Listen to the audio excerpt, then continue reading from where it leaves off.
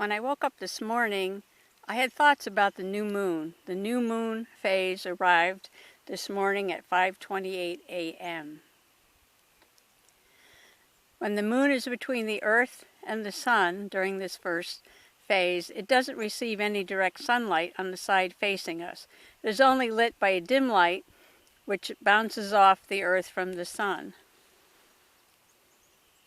So what I did was I made a new moon, and I noted the date, new moon, 5:28 a.m. on March 24th, 2020.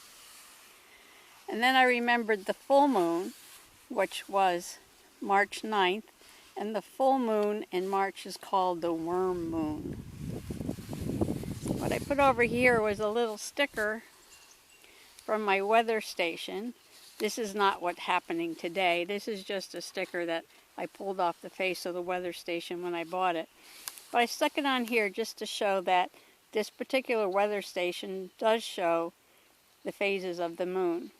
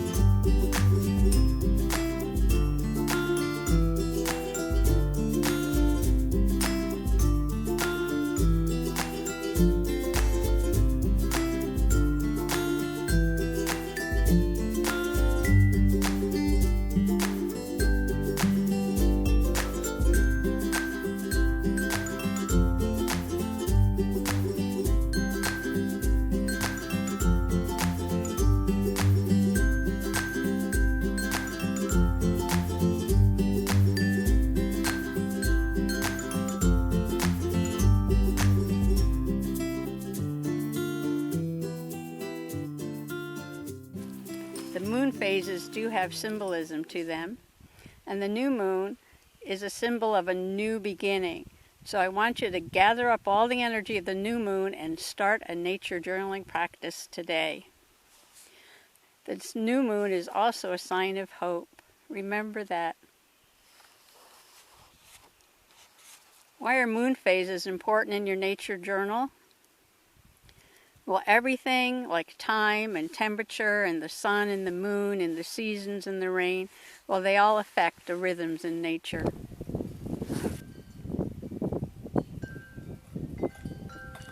It's a beautiful early spring day. I'm looking up.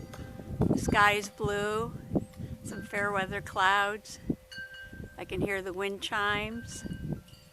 And a little windmill is turning quite quickly. But I like the way it's facing. It's facing more to the south and southwest today.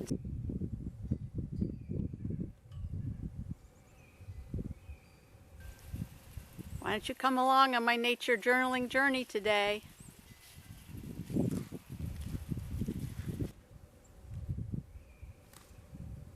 The snow from yesterday has melted, and it rained pretty hard last night.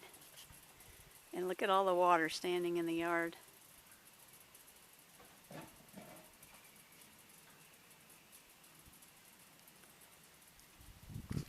So let's take a little walk and see what we can find.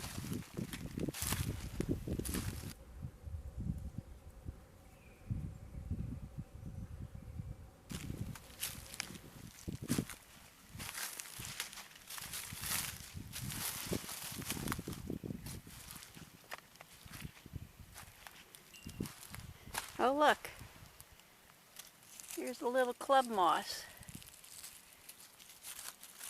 which is not moss at all, but here's some real moss. Now look at this tree that was recently cut down. I think the sap is trying to rise up through the tree, but the tree's not there anymore.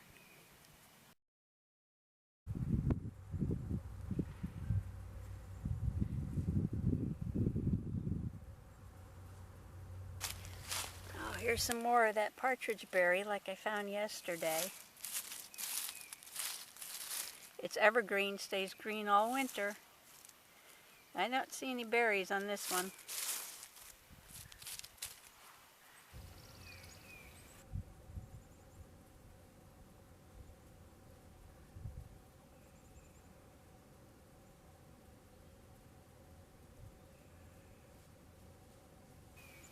But what I do see is another club moss.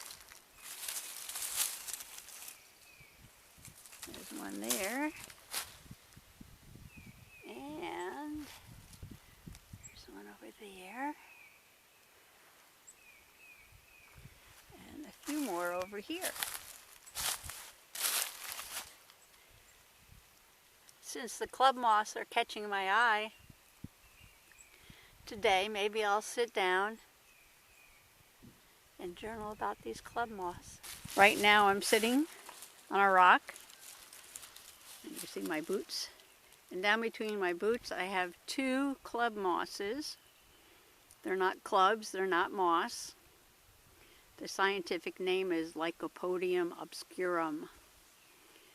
Lycopodium means wolf foot, and that's all very scientific.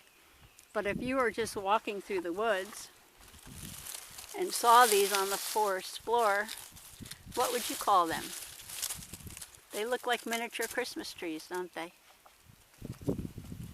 A lot of people call these ground pines because they look like little pine trees growing on the forest floor. They don't look like a wolf's foot to me.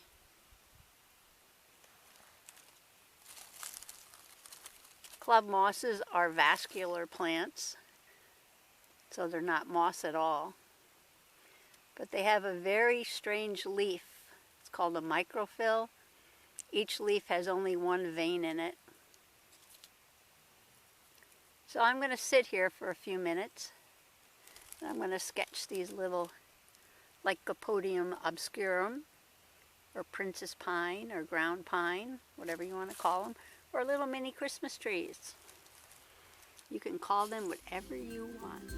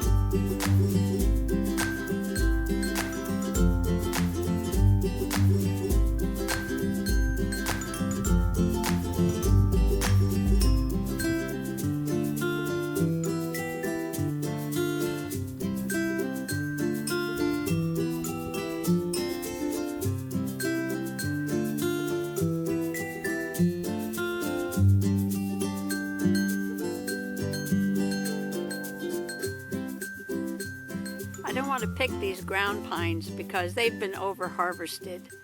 It was very popular a few years ago to pick these little ground pines and make Christmas decorations and wreaths out of them. So it's hard to find a really good stand of these out in the woods these days. One that somebody hasn't picked over. They take a while to grow and establish a new colony. But I would really like to take in a little piece just to see if I can see the single vein and the little microfills. So I'm going to cut just a little tiny piece off, get a leaf, bring it inside, and look at it under my zoomie.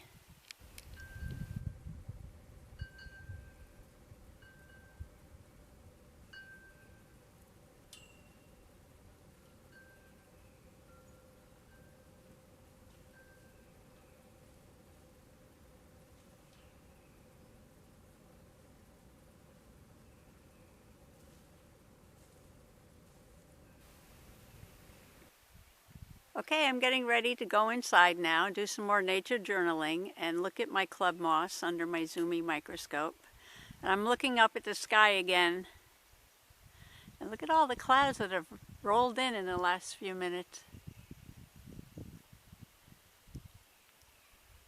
Not as sunny as it was a few minutes ago. Alrighty, let's go inside and look at the club moss. Please feel free to comment below. Do I look like Bigfoot the way I walk with these boots on?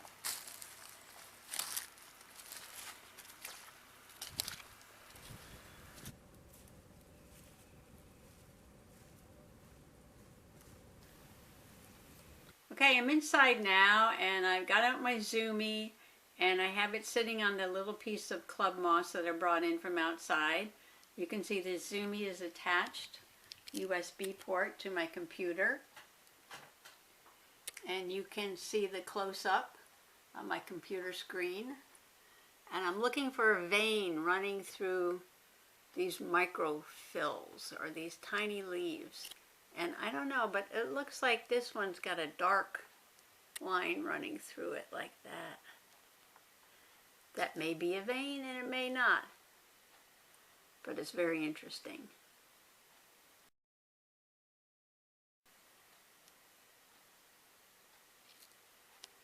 I have some other views here.